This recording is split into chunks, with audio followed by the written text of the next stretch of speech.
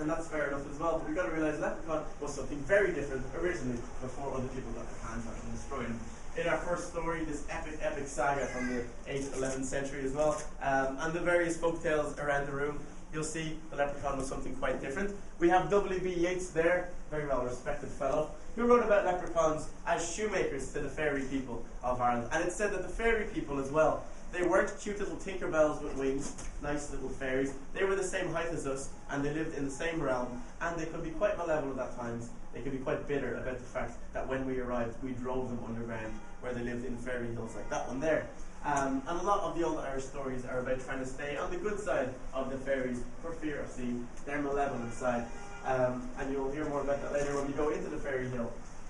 But the fairy people like to dance quite a bit as well when they're in a good mood. And when they did, their shoes would wear out, so they needed repairs or replacements. And the leprechaun was the cobbler for this job. And the money he made from this, he put it into a pot and buried it to keep it safe. And then he used the rainbow, a little bit of leprechaun magic, to mark where the pot of gold was buried. So that's where you get the idea that if you go to the end of the rainbow, you bring along a shovel, you have a bit of a dig, you might be able to steal some poor little man's entire life savings. It's money he has spent his entire life rightfully earning honestly. And if you want to get rich like that, shame on you, it's awful stuff. It is the same as someone getting your ATM card and just taking all your money out. And that's not fair, of course. Now, do you guys know who this is? Anybody? Walt Disney. Okay, good job.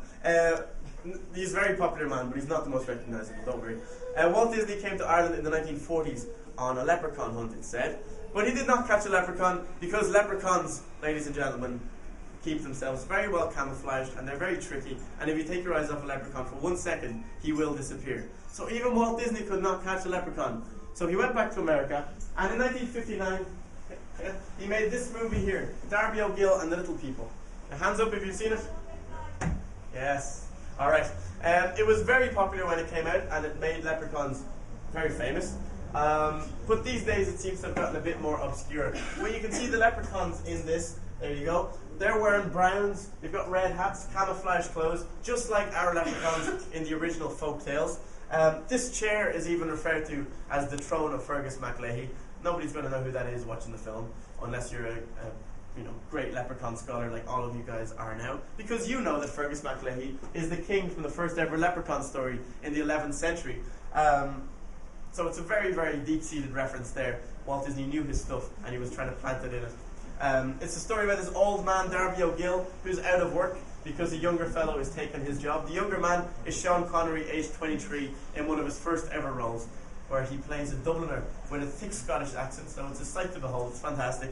And he decides that his retirement fund is going to be King Brian's pot of gold, so he sets out and tries to capture him. So in that movie, we have Walt Disney to thank for a brilliant, entertaining film, but we also have him to blame for all the leprechaun rubbish that's come since then, when he made them very famous.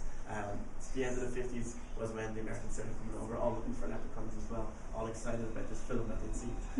So has anybody got any questions so far about leprechauns or fairies or any of this stuff? Any questions? Okay, so I'll show you the map and then I'll send you on your way.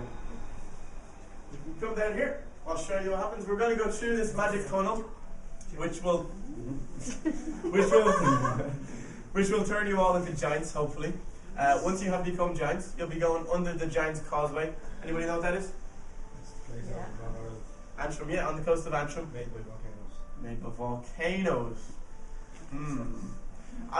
There's a lot of stories like that, made by volcanoes, glaciers, deposits. No, I personally think that's rubbish, made up nonsense. It was single-handedly built by Finn McCool because he wanted to fight his rival over in Scotland, a giant called Ben and Donner. Where do you get that nonsense from? This is the true story. So Finn went over to Scotland to fight the guy. When he got over there, he realised the giants over there were massive and he could never fight any of them, so he ran home scared to his wife, like any good Irish man would. And his wife set him up with this great plan, dressed him up as a baby, this 6 foot, 7 foot tall man, big beard and everything, dressed as a baby. So when Ben and Donner came over from Scotland to fight Finn McCool, looking everywhere for him, he went into Finn McCool's house, but all he could see was this supposed baby asleep and all cute with his big beard and everything, sucking his thumb and everything like that, dressed in baby's pajamas and a little bonnet and everything. And he said, if that's the size of the baby giant, I don't want to see the size of the daddy giant. And he got really scared of what this guy's dad might look like. And he ran home to Scotland and destroyed the bridge so Finn couldn't follow him, and the debris of this bridge is the Giant's Causeway, and the volcanoes. I don't know where that came from. That story's so much more obvious and real. Then you'll be in the Giant's room. In here, everything is huge. It's said that leprechauns are 1/3 of the height of humans, so around 2 foot tall, and humans are 1/3 of the height of giants. So in here, you can either be a leprechaun in a human's room or a human in a giant's room, or both. You can use your imagination, go wild, whatever you want to do. Then